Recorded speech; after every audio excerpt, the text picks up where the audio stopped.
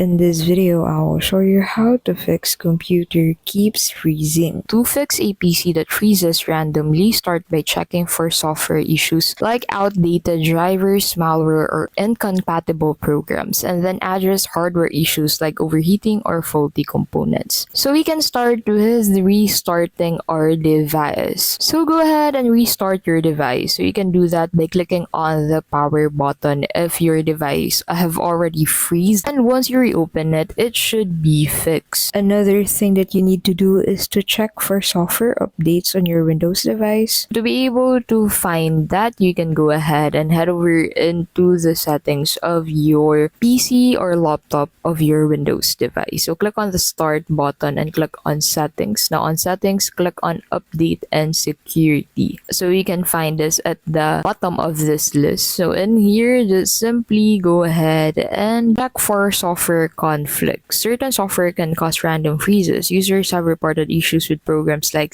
PC, Cronus, True Image, Private Firewall, McAfee, and Office Hub app. The issue can also be due to the Windows update that you have not installed into your device. So to be able to do that, you can simply update your Windows device as soon as possible, or check for updates if your device is already up to date. And that's it. If this video was helpful, please don't forget to give this video a like, subscribe to the channel, and hit that notification bell to keep updated with our latest videos. Thanks for watching, and we'll see you in the next one.